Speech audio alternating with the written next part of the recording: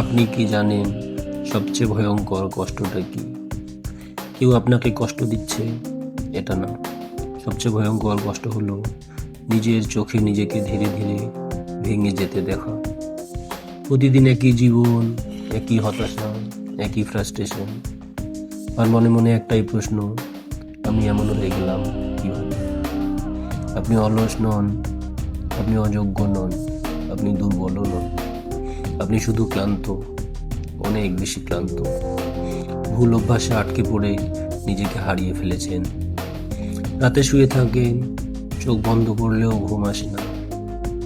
Mobile scroll করতে করতে সময় কেটে যায়, কিন্তু মনটা আরো ভারী হয়ে যায়। মাথার ভেতর হাজারটা কথা, কিন্তু কাউকে বলা যায় না। এই জীবনটা বদলানো সম্ভব, কিন্তু তার জন্য দরকার নিজেকে নিয়ন্ত্রণ করা। এই নিয়ন্ত্রণের নামই আত্মশৃঙ্খলা। প্রথমে বলি, যে অভ্যাসগুলো আপনাকে ধ্বংস করছে। অতিরিক্ত মোবাইল ব্যবহার। আপনি ভাবেন মোবাইল আপনাকে আনন্দ দিচ্ছে, কিন্তু সত্যিটা হলো এই ছোট পর্দাটা আপনার মন, সময় আর স্বপ্ন চুরি করে নিচ্ছে।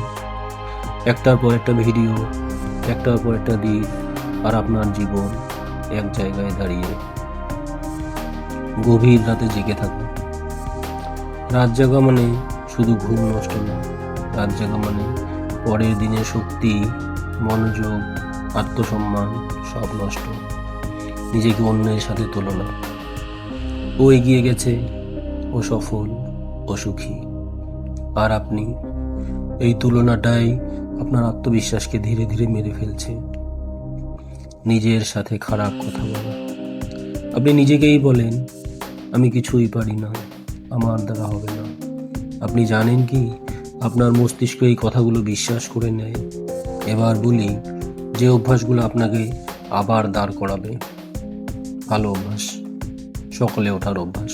ভোরের বাতাসে একটা আলাদা শক্তি আছে। ভোরে ওঠা মানে নিজের জীবনের দায়িত্ব নেওয়া।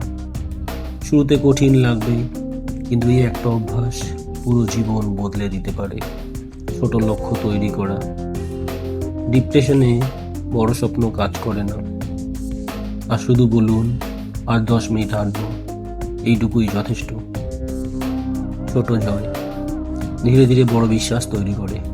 শরীর নড়াচড়া করা। মন আর শরীর আলাদা না, শরীর নড়লে মনও একটু হালকা হয়।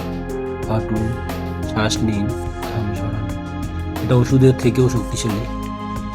নিয়মিত জীবন। সবকিছু নিখুঁত না, শুধু নিয়মিত হলেই চলবে। একই সময় ঘুম, একই সময় কাজ, একই সময় বিশ্রাম। এই নিয়মই আত্মশৃঙ্খলার শিকড়।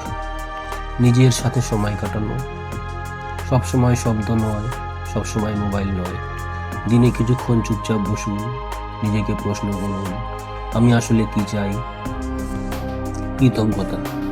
আপনার জীবনে যা নেই সেটা না, আজ যা আছে সেটার জন্য কৃতজ্ঞ হন। একটু আলো অন্ধকারে অনেক দূর যায়। শুনুন, আত্মশৃঙ্খলা মানে নিজেকে শাস্তি দেওয়া না, আত্মশৃঙ্খলা মানে নিজেকে ভালোবাসা। আজ কষ্ট সহ্য করে আগামী দিনের পাশে দাঁড়ানো। আপনি ভেঙে পড়লেও আপনি শেষ হয়ে যাননি, আপনি এখনো নিজের গল্পের মাঝখানে। আর শুধু এইটাই কাজ করুন, একটা খারাপ অভ্যাস ছাড়ুন, একটা ভালো অভ্যাস নিন। এই একটুকু সিদ্ধান্তই আপনাকে আবার মানুষ বানাবে।